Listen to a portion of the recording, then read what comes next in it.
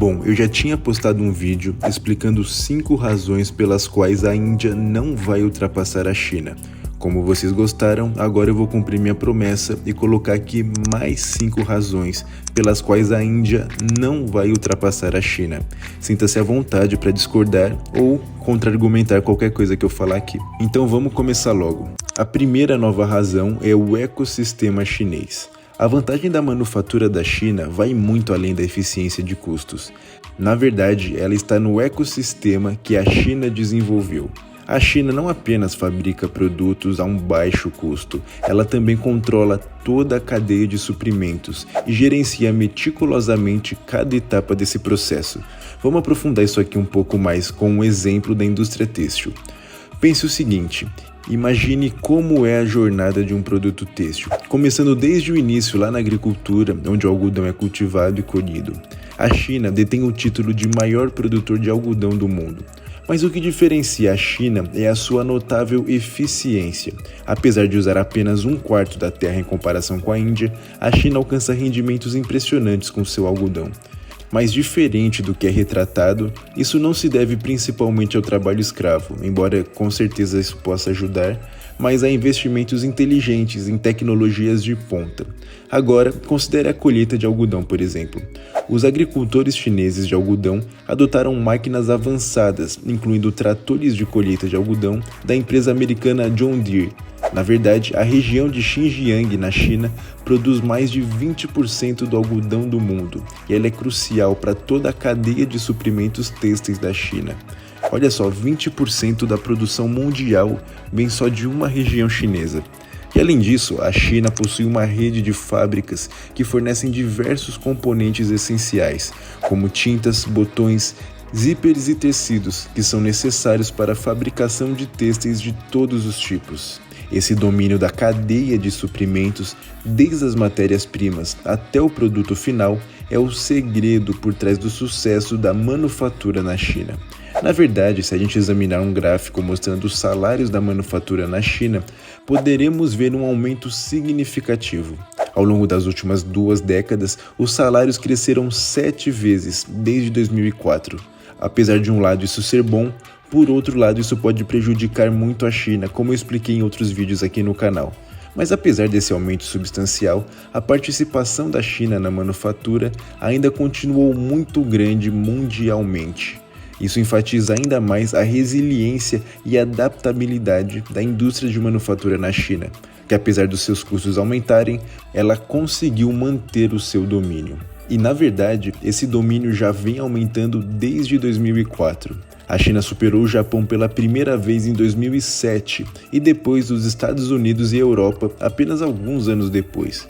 A liderança da China na manufatura se tornou praticamente insuperável. No entanto, é importante entender que os salários não podem subir indefinidamente, sem afetar o setor da manufatura. Como consequência, muitas fábricas chinesas estão terceirizando empregos mais braçais em mão de obra para países como o Vietnã, o México e a Tailândia, para aproveitar os seus salários mais baixos. Além disso, à medida que a população chinesa se torna mais próspera e rica, um número crescente de jovens não está mais disposto a trabalhar em fábricas ou indústrias.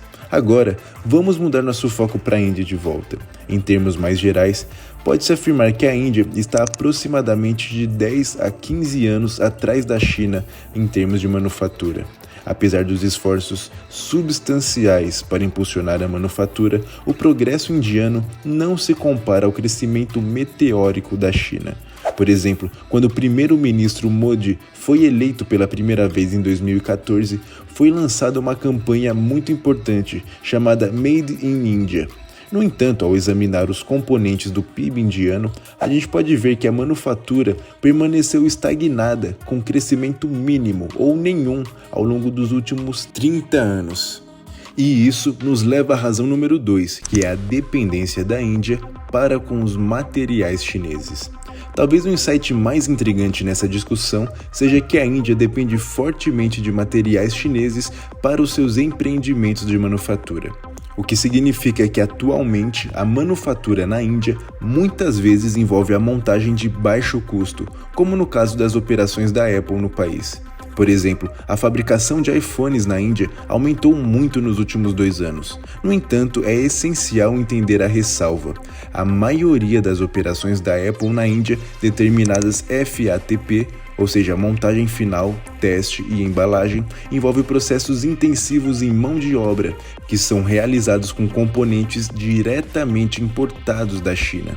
Como resultado, o valor agregado pela manufatura indiana é relativamente pequeno. E além disso, o governo indiano está concedendo muitos subsídios a corporações estrangeiras, resultando em perdas financeiras. Por exemplo, para empresas como a Foxconn, o custo de montagem constitui apenas 4% do preço do smartphone, enquanto o subsídio do governo indiano é de 6%. Isso cria um considerável sistema de bem-estar corporativo, que não é sustentável ou escalável ao longo prazo. E além disso, a dependência da Índia é igualmente significativa no setor farmacêutico, um componente crucial da economia indiana. Nesse campo, 75% das matérias-primas necessárias para a produção dos medicamentos farmacêuticos são importadas diretamente da China. E agora vamos à razão número 3, os desafios da infraestrutura indiana. Bom, um dos problemas críticos enfrentados pela Índia é a sua falta de infraestrutura essencial. Ou seja, a Índia fica consideravelmente atrás da China, até mesmo de outras nações asiáticas em desenvolvimento, como é o caso do Vietnã e da Tailândia, em aspectos cruciais, como é o caso de eletricidade, estradas, rodovias, ferrovias e portos marítimos. Embora a Índia e a China tenham populações quase idênticas, a China gera 4 vezes mais eletricidade em comparação com a Índia.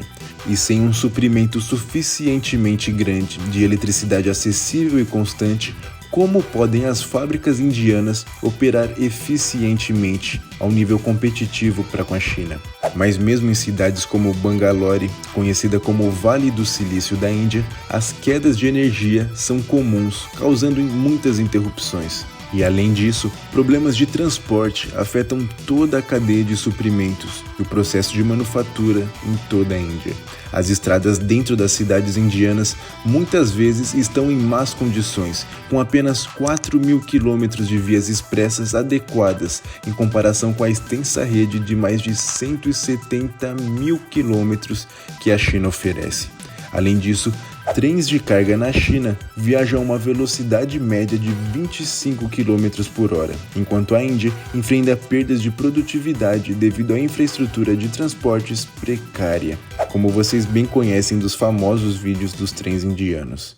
E agora nós temos os enormes obstáculos burocráticos na Índia. E bem, como Charlie Munger falou uma vez, é quase impossível conseguir qualquer coisa na Índia. As complexidades burocráticas da Índia são um grande desafio. E olha que a gente está no Brasil, então de burocracia a gente entende. Mas isso ocorre porque a natureza democrática do país permite protestos e interrupções que podem prejudicar projetos muito importantes. No entanto, isso é apenas uma face do problema. A burocracia na Índia se estende a tarefas do cotidiano, como por exemplo, para você obter uma conta de pagamento Stripe nos Estados Unidos, leva cerca de 15 minutos, o que exige apenas um número de seguro social e detalhes da sua conta bancária. Agora, na Índia, esse processo pode se arrastar por até 4 meses, devido às inúmeras reuniões e papeladas exigidas pelo governo indiano. O sistema tributário da Índia é igualmente complexo, levando muitas empresas estrangeiras a saírem do país ao longo da última década. Os desafios da mão de obra indiana. E presta bastante atenção, porque a Índia, apesar da sua grande população jovem, enfrenta vários problemas relacionados à mão de obra. Primeiro, a taxa de participação da força de trabalho entre as mulheres é de apenas 25%. Essa baixa taxa de participação priva a economia de um número substancial de trabalhadores em potencial. Segundo, a qualidade da educação nas áreas rurais, onde residem mais de 900 milhões de indianos, é insuficiente. Nessas regiões, aproximadamente 29% da força de trabalho tem um nível de educação equivalente ao 9º ano. A Unicef prevê que até 2030 haverá mais de 300 milhões de graduados do ensino médio, mas apenas metade deles terá habilidades que são empregáveis. E se você assistiu o vídeo até aqui, por favor, considere aqui se inscrever no canal, porque isso me ajuda demais a continuar trazendo esse conteúdo bem bacana para vocês. E também atingir a meta de 1000 inscritos. Então não custa nada, é só apertar um botão aí para você, por favor, se inscreve aqui no canal. E por fim, finalmente a gente chega à última razão, que são os desafios de tecnologia de P&D na Índia. P&D é pesquisa e desenvolvimento. Bom, a Índia precisa fazer investimentos gigantescos em pesquisa científica e para desenvolver tecnologias de manufaturas específicas, como por exemplo a têxtil que eu comentei anteriormente.